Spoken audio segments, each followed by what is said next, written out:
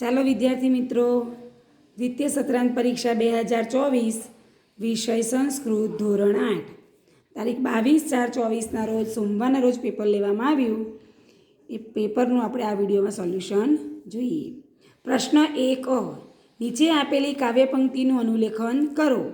રે રે મશકમાં કુરુ ગાનમ મા સ્પૃશમ મા દશ રક્ત પીપાસો સુદતી સુમુખી શોભન ગાત્રી પુત્રી મમ ખલુ નિદ્રાતી.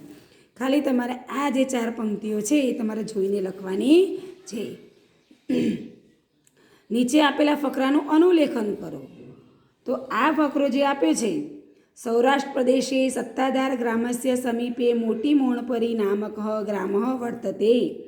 કતિચિત વર્ષ પૂર્વે તસ્મિન ગ્રામે માત્રાવાલ નામક એક કૃષિવલ આસીત. નદ્યા તટે કૃષિ વાટિકા આસીત. માત્રાવાલ પ્રતિદિનમ વાટિકાયામ વૃક્ષતલે સ્થિત્વા નદ્યા જલમ અપશ્યત. આ જે ફકરો છે એને પણ તમારે જોઈને લખવાનો છે. પ્રશ્ન 2 નીચે આપેલા પ્રશ્નોના સંસ્કૃતમાં જવાબ લખો. પુત્રીમ કિમ કરોતી? તો નિંદ્રાતી. સારથી કુત્ર તિષ્ઠતી? તો ભૂમો. સૂર્યોદય કહ કદા ભવતી? તો પ્રભાતે. મકર કસ્ય વધમ અકરોત? તો સિંહસ્ય ભાર્યાહ. કર્કશ કંઠ કસ્ય અસ્તિ? તો વાયસ્યસ્ય.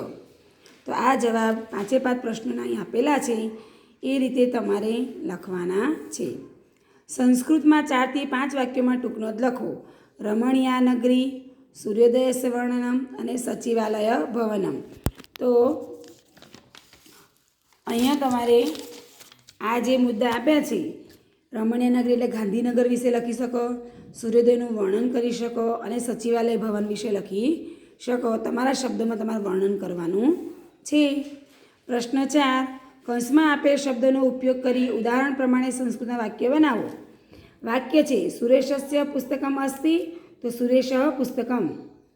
તો ગજસ્ય પૃચ્છમ અસ્તિ. ગજેન ગજ્યસ્ય કર્યું અને પુચ્છમ. તો ગજસ્ય પુચ્છમ અસ્તિ. રામ ધનમ. તો રામસ્ય ધનમ અસ્તિ. અનિરુદ્ધ પત્રમ.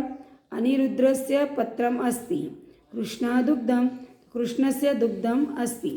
તો અહીંયા તમે આ જે આપ્યું છે એ આધારે ઉદાહરણ પ્રમાણે વાક્યો ફેરફાર કરવાના છે. જોઈએ કૌંસમાં આપેલ શબ્દોનો ઉપયોગ કરી ઉદાહરણ પ્રમાણે સંસ્કૃતના વાક્યો બનાવો. સમીર, અશ્વ, ગજ, પીપલિકા, સર્પ. તો મંદમ ચલતી સમીર. સમીર એટલે પવન. પવન ધીમે ધીમે વાય છે. શીઘ્રમ ચલતી અશ્વ. ઝડપી કોણ જાય છે? તો ઘોડો. શીઘ્રમ ચલતી અશ્વ. મંદમ ચલતી ગજ. હાથી ધીમે ધીમે ચાલે છે. શીઘ્રમ ચલતી સર્પ. સાપ ઝડપી ચાલે છે. અને મંદમ ચલતી પીપલિકા. કીડી ધીમે ધીમે ચાલે છે. પ્રશ્ન 5 નીચે આપેલા ગુજરાતી શબ્દોને સંસ્કૃત ભાષામાં લખો. મચ્છર તો મશક. થાકેલી તો શ્રાંતા. વીંટી તો મુદ્રિકા. ઇન્દ્ર તો શક્ર. હવે જોઈએ નીચે આપેલા ગુજરાતી વાક્યોનું સંસ્કૃત ભાષામાં લખો. મારું ગામ મોટું છે. મમ ગ્રામ વિશાલમ અસ્તિ. મારી શાળા સુંદર છે. મમ શાલા મનોરહ અસ્તિ. ગાંધીજી આપણા રાષ્ટ્રપિતા છે. તો ગાંધીજી અસ્માકમ ગાંધી મહોદય અસ્માકમ રાષ્ટ્રપિતા અસ્તિ. તો આ 3 વાક્યોનો આ રીતે સંસ્કૃતમાં અનુવાદ કરવાનો છે. હવે જોઈએ આગળનું. ચિત્ર પરથી સંસ્કૃતમાં 4 વાક્યો બનાવવાના છે. આ સ્કૂલનું ચિત્ર છે. વિવેકાંતો એષ વિવેકાનંદ વિદ્યાલય. તત્ર ક્રીડાંગણે વિદ્યાર્થી ખેલતી. એવી રીતે વાક્યો બનાવી અને પછી તમારે લખવાનું છે. પ્રશ્ન 7 નીચે આપેલા વર્તુળ પડે સંસ્કૃતમાં 4 વાક્યો બનાવો. અહીંયા ક્રિયાઓ આપી છે, અહીં સ્ત્રોત આપ્યા છે, અહીં માતા આપી છે. એ આ ત્રણેયનો ઉપયોગ કરી વાક્ય બનાવીએ. તો અનુજ મંદિરમ ગચ્છતી. માતા સ્ત્રોત્રમ વદતી. બાલક પત્રમ પઠતી. માલા દૂરદર્શનમ પશ્યતી. 4 વાક્યો તમારે બનાવવાના છે. હવે જોઈએ પ્રશ્ન 8 શ્લોકોની પૂર્તિ કરો. ચતુર્મુખો ધાન્ય ભક્ષણમ. તો જોઈએ શ્લોક. ચતુર્મુખો ન ચ બ્રહ્મા વૃક્ષારૂઢો ન શંકર નિર્જીવ ચ નિરાહારી અખસ્ત્રમ ધાન્ય ભક્ષણમ. બીજો શ્લોક જોઈએ. સુવર્ણસ્ય મુદ્રિકા, તો સુવર્ણસ્ય સુવર્ણસ્ય સુવર્ણસ્ય ચ જાનકી પ્રેષિતા તવ રામેણ સુવર્ણસ્ય ચ મુદ્રિકા. હવે જોઈએ આગળનું. પુસ્તકેષુ તદ્ધનમ, તો પુસ્તકેષુ હિ યા વિદ્યા પરહસ્તેષુ યદ ધનમ કાર્યકાલે સમુત્પન્ને ન સા વિદ્યા ન તદ ધનમ. ચોથું જોઈએ. પિબંતી નદ્ય ખાલી જગ્યા વિભૂતય, તો પિબંતી નદ્ય સ્વયમેવ નાંભ સ્વયં ન ખાદંતી ફલાની વૃક્ષાઃ નાદંતી સસ્ય ખલુ વારિવાહ પરોપકારાય સતા વિભૂતયાઃ. તો આ ચારે ચાર જે શ્લોક છે એ શ્લોકનો અહીં અર્થ આપેલો પૂર્ણ કરેલા છે. પ્રશ્ન નંબર 9 કૌંસમાં આપેલા શબ્દમાંથી યોગ્ય વિકલ્પ પસંદ કરીને ખાલી જગ્યા પૂર્ણ કરો.